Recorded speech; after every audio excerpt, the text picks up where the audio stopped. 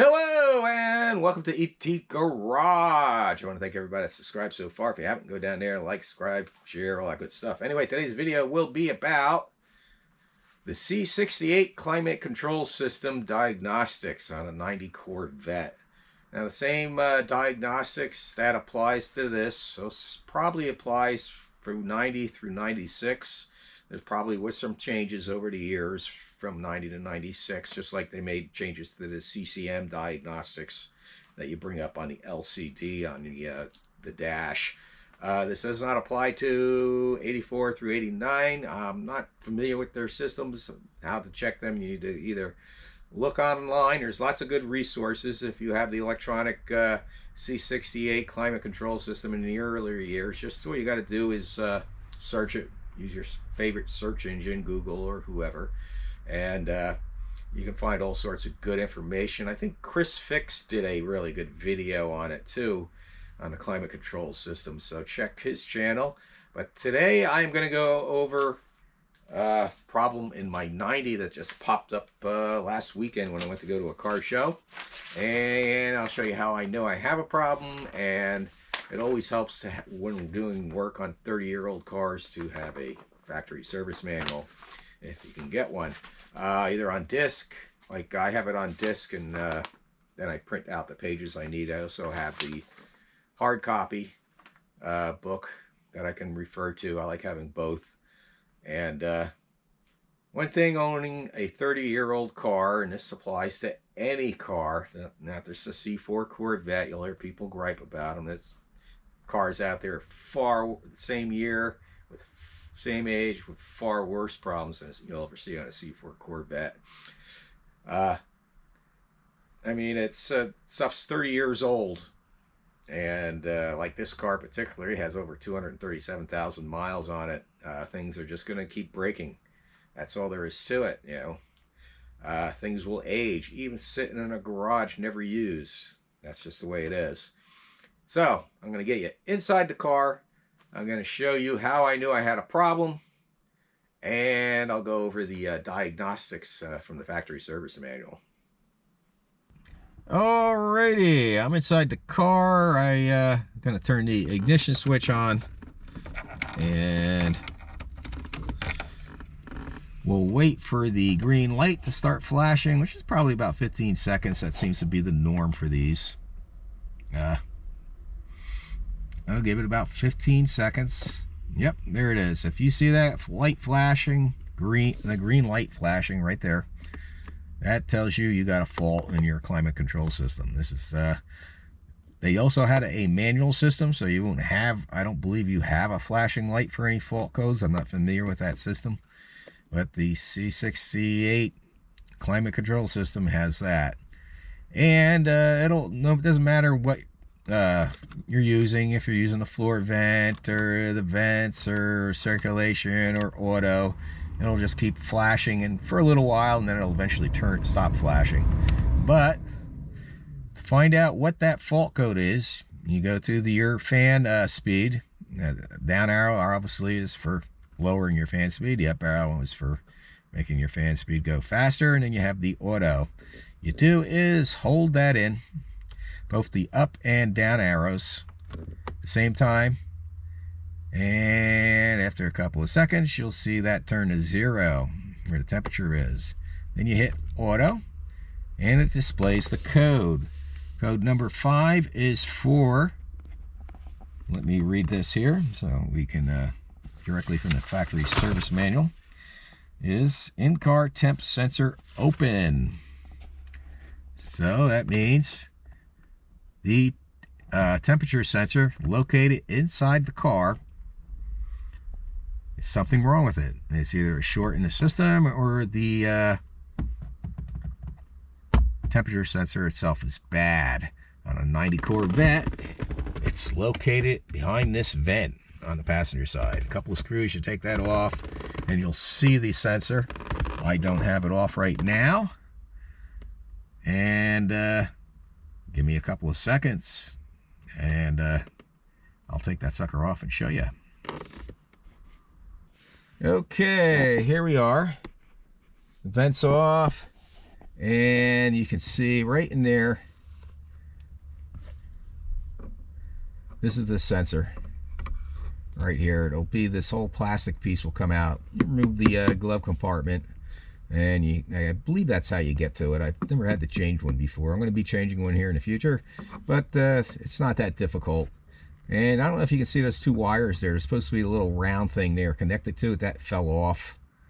And just from age, corrosion, whatnot.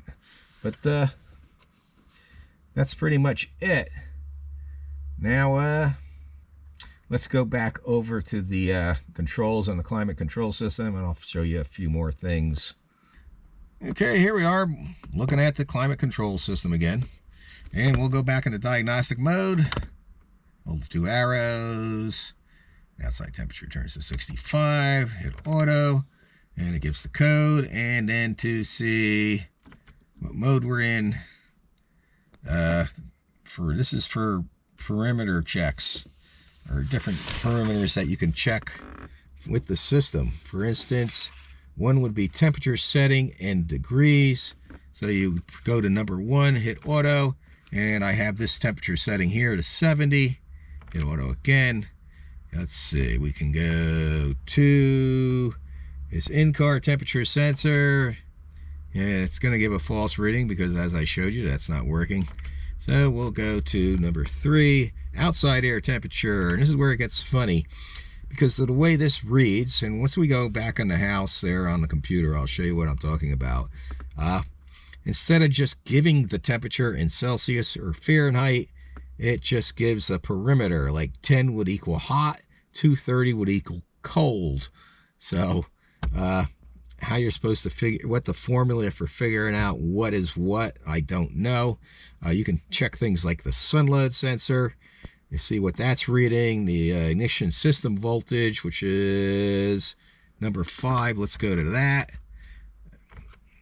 There we go, number 5, and it's going to read 171. And the reason it's doing that is 0 equals 9 volts, 255 equals 16 volts.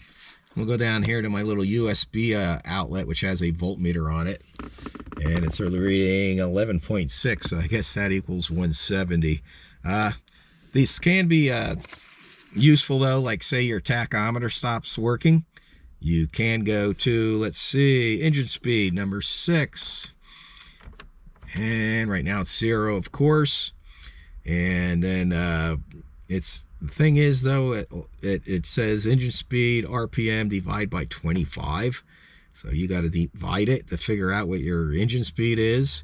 Now, it also will display vehicle speed if your say your speedometer stops working. So you can read your vehicle speed. Here it just says vehicle speed. It doesn't say there's any type of formula for it or anything. So I'm guessing it's going to read the actual vehicle speed. I believe I used it before in the past. It's been so long just to play with it. And it gives all sorts of other things. I'll go over that once we get back in the house. For now, we're done here in the car. Let's get in the house. I'll show you the diagnostic charts and the perimeters, and then we'll wrap up the video. Okay, here we are inside the house, and we're on the computer, and I have the factory service manual open, and we're in the electronic automatic air conditioning section. So we'll scroll to the bottom of this page here, and you just got to look through it and learn the pages when you look at this stuff up. But here at the bottom of this page is diagnostic. It goes over pretty much what I went out there in the car, how to bring up the codes. And then these are the codes right here. 00 is not used, 01 temp door motor circuit fault, and 2 is the same thing. 3 is ambient sensor open, 4 ambient sensor short, 5 in-car temp sensor open, in-car temp sensor short, solar load sensor open, number 7, and then we got to jump down a couple of pages. I believe this is it here. Let's see, down here somewhere, there it is. More fault codes. Number 8 would be solar load sensor short, 9 low freon detected, and 10 UART failure. Not sure what that UART failure. It might be with the head unit or something, or whatever. But or the computer that It's located above the gas pedal that controls has to do with the climate control system. But I did use low Freon detect it once. My air conditioning wasn't working, and I brought this up and it gave a code 9, which was low Freon detect it.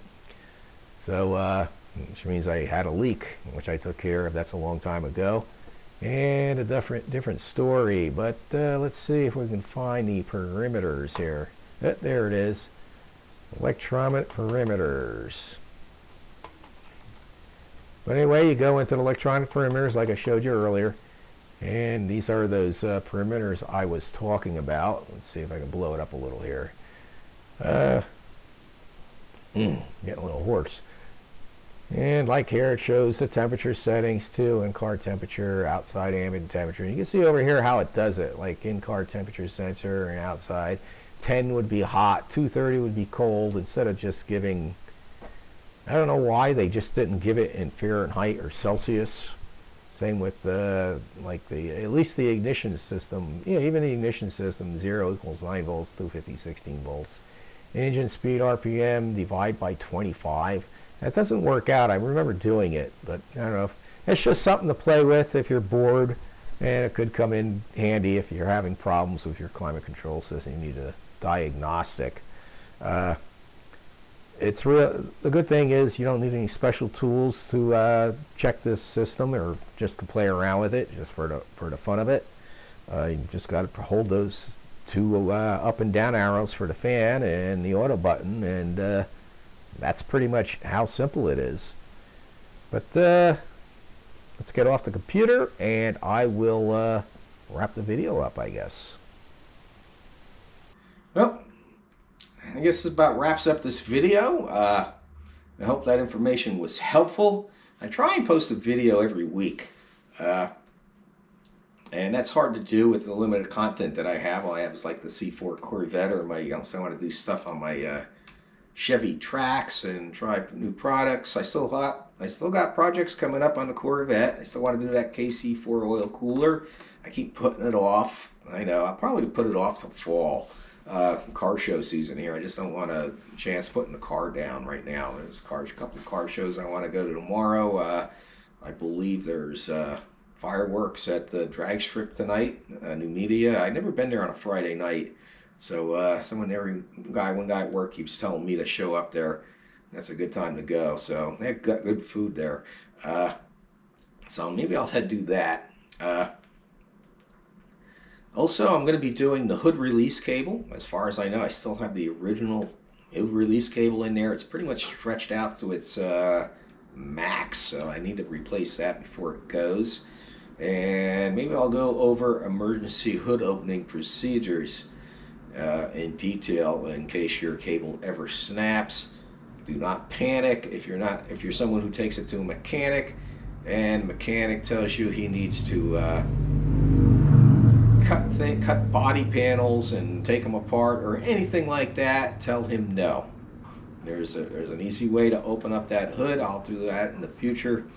Well, it sounds easy, let's put it that way.